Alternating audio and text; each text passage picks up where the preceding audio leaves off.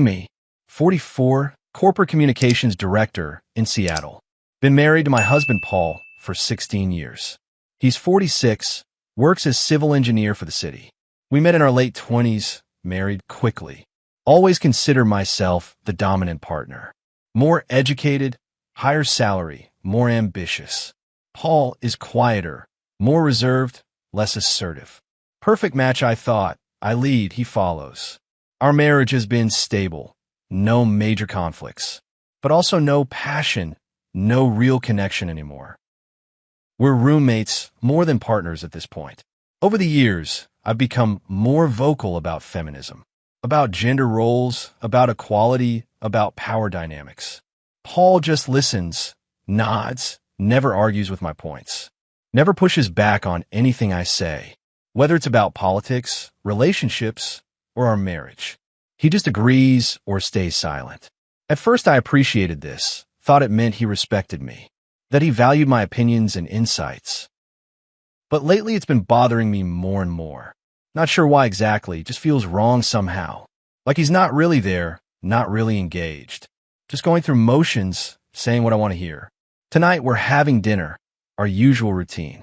I'm talking about my day, about workplace politics, about how my male colleague got credit for my idea, about the systemic sexism I deal with constantly.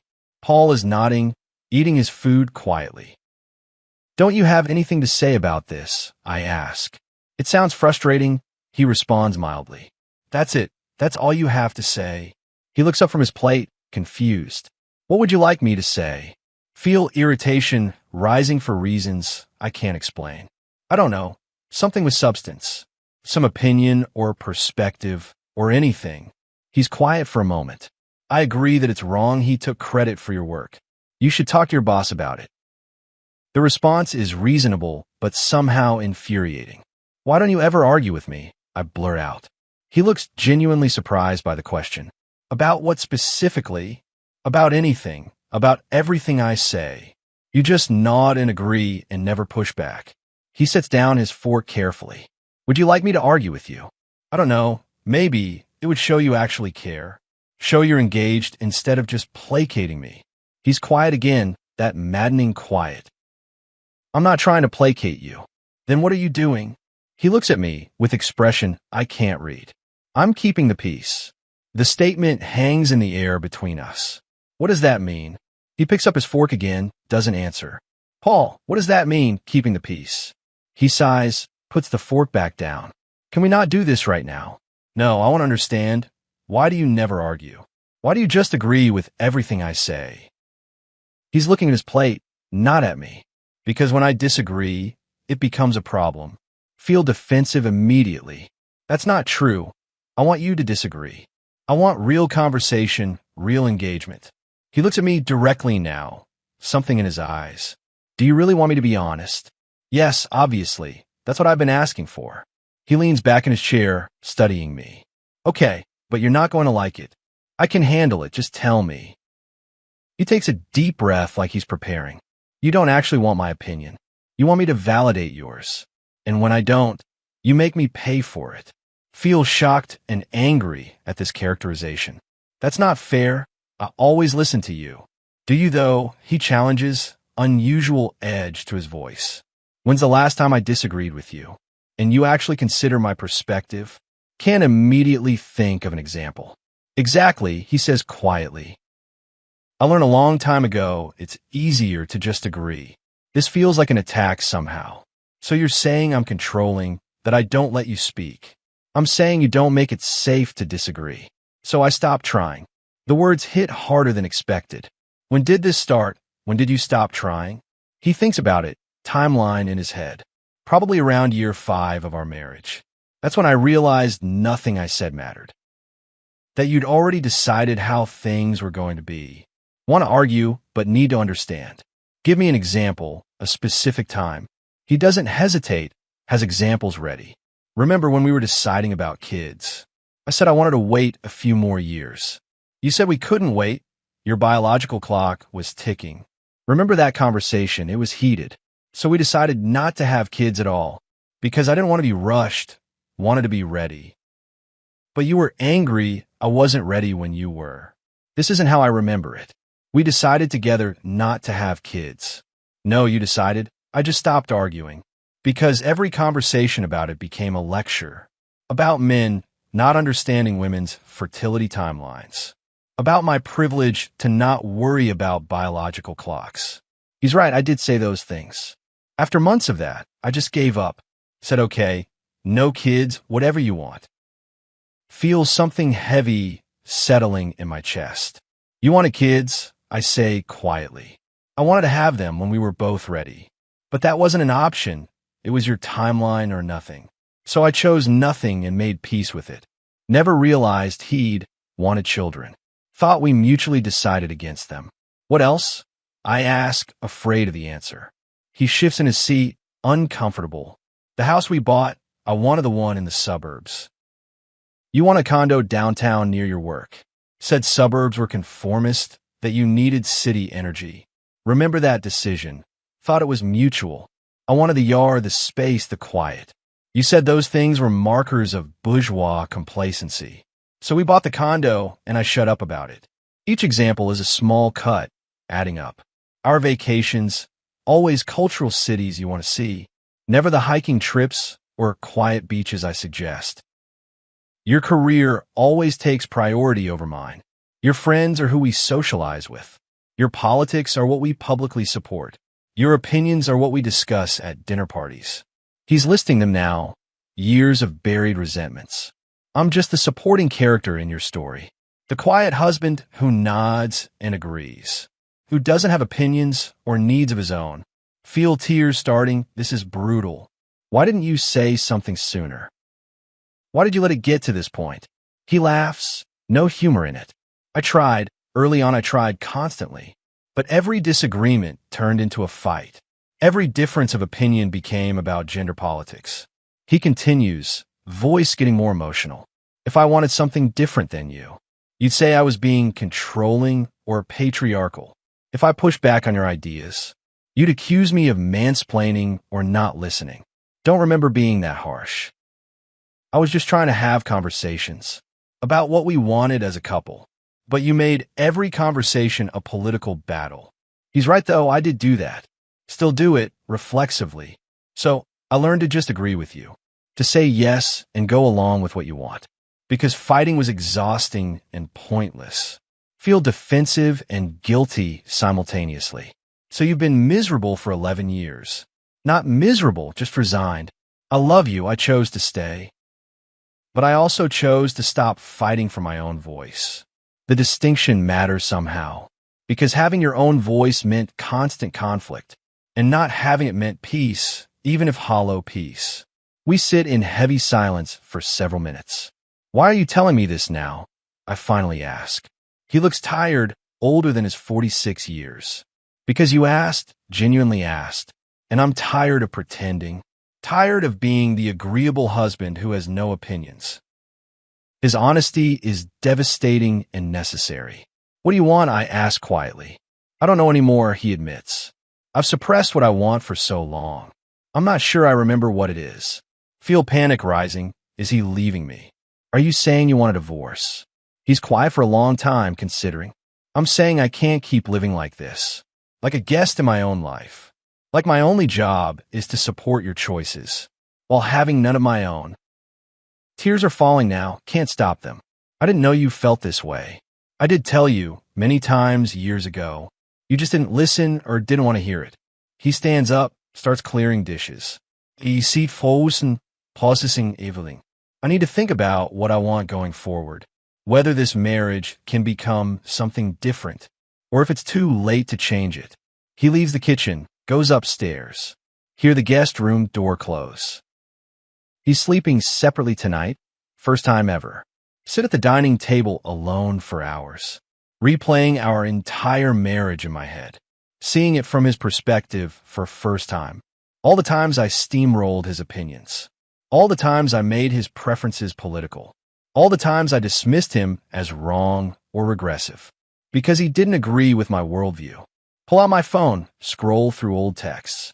See the pattern I couldn't see before. Me making decisions and informing him. Him agreeing or not responding. Me assuming his silence meant consent, when it actually meant defeat. Think about our social life, our friends.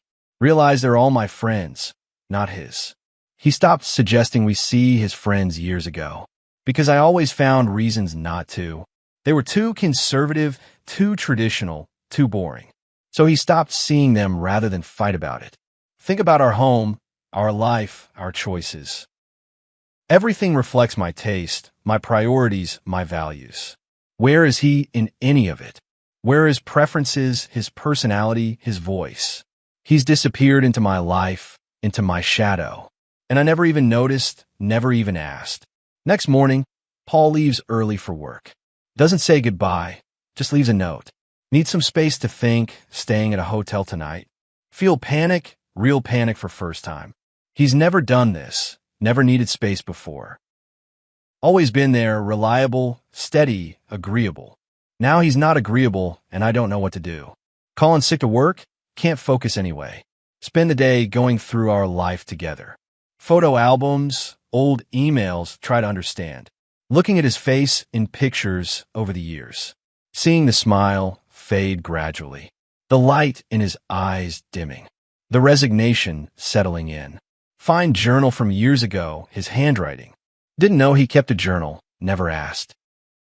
Debate whether to read it, decide I need to understand. Opened a random entry from 8 years ago. Try to talk to her about feeling unheard today. She said I was being passive-aggressive by not communicating. But I was communicating, she just didn't want to hear it. Don't know how to get through to her anymore. Feel sick reading his private thoughts. About how invisible he felt, how dismissed. How he loved me, but didn't recognize himself anymore. Entry from 6 years ago. Gave up on suggesting things today. It's easier to just let her decide everything. She's happy when she gets her way, and I'm tired of fighting losing battles. Entry from 4 years ago. Realized today, I don't know who I am anymore.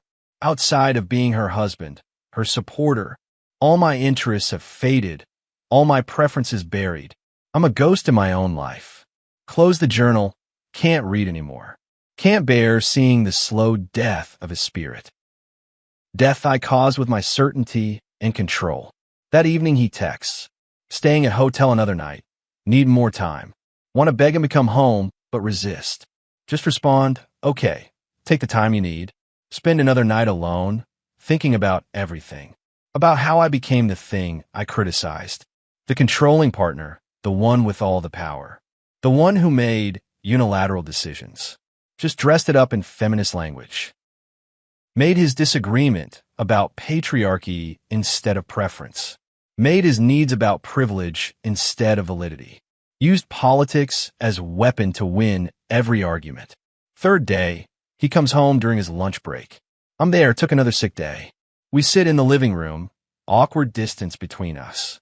I've been thinking, he starts. I need things to change significantly, or I can't stay in this marriage. Feel fear, but also understanding.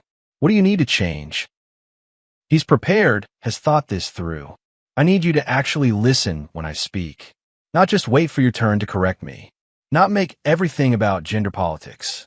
Just listen to me as your partner. Nod, taking notes mentally. I need to have equal say in decisions. Not just go along with what you want. Actually discuss and compromise. Even when my preference isn't the progressive choice. Continue nodding, understanding. I need space to be myself. To have my own interests and friends. Without you judging them as wrong or lesser. He's not done, has more.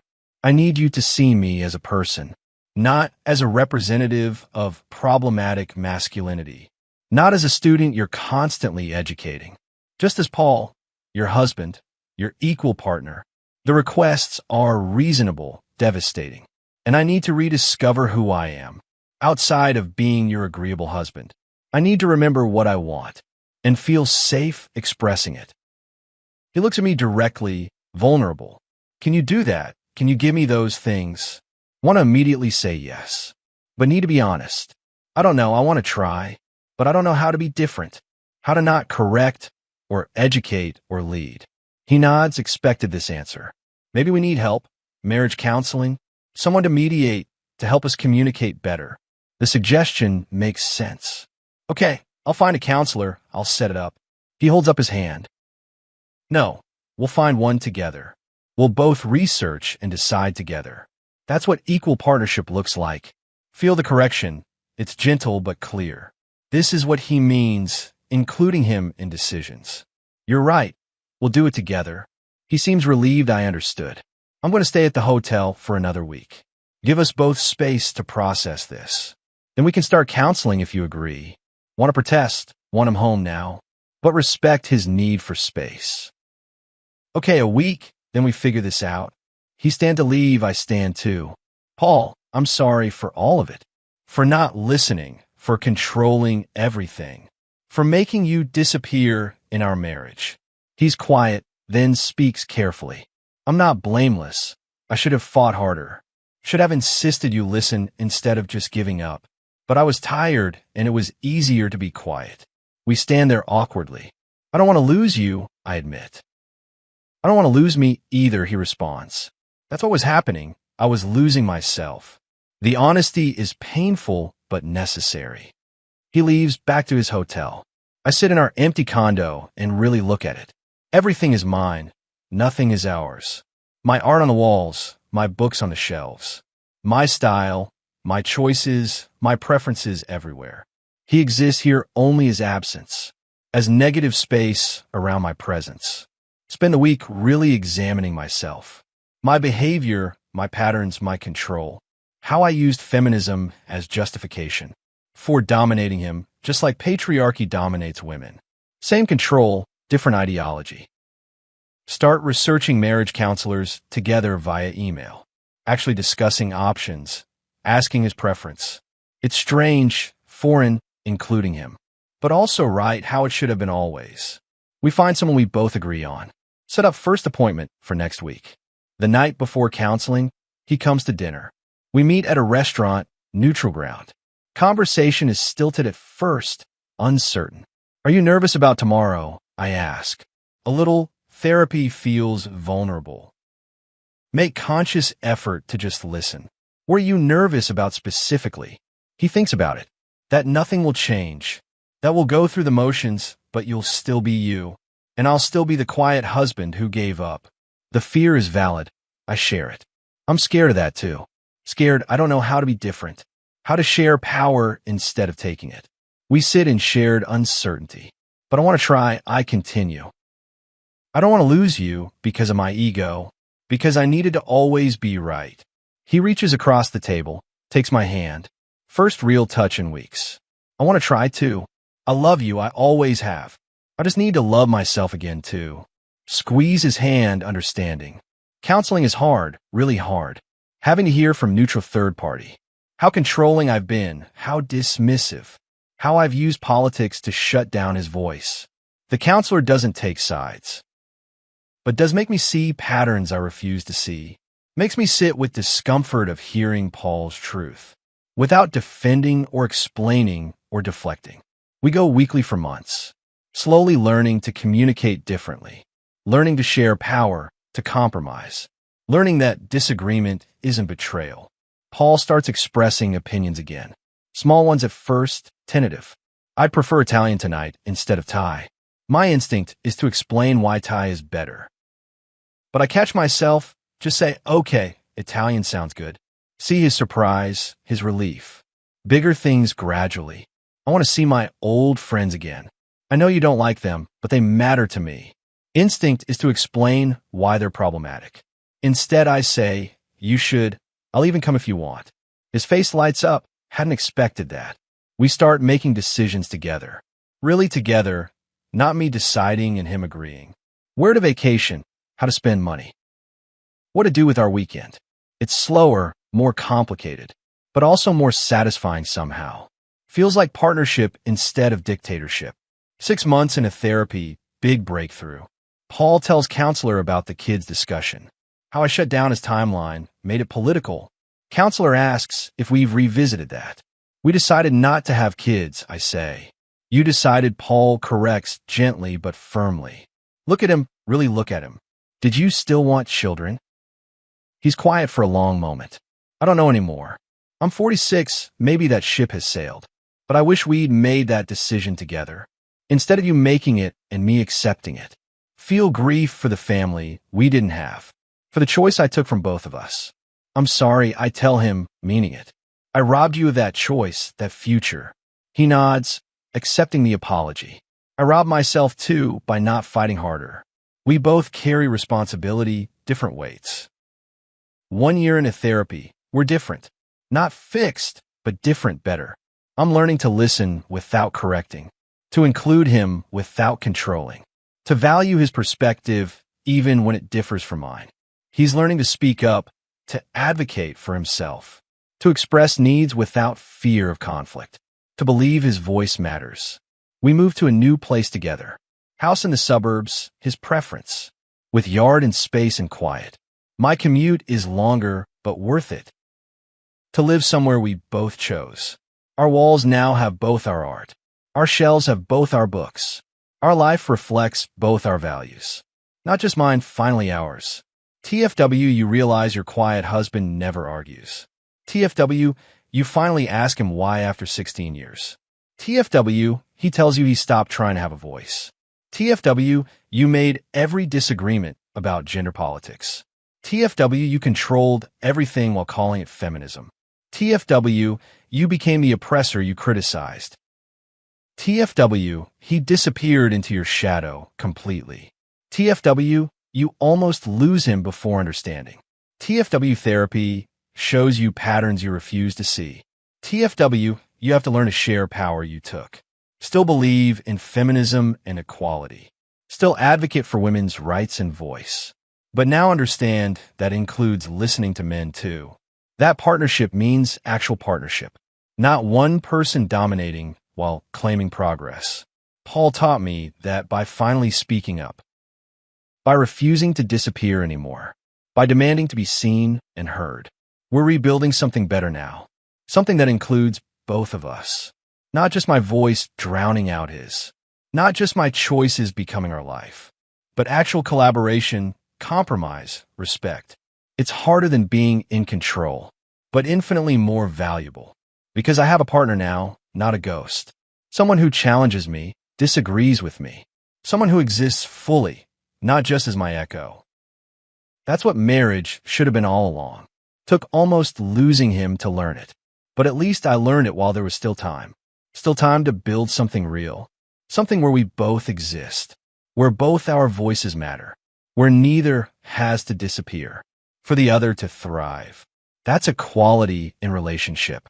Took me 44 years to understand it. But better late than never. Better learning than losing him completely. To my need to be right. To my need to control. To my version of feminism. That excluded the one person who should have been equal partner all along.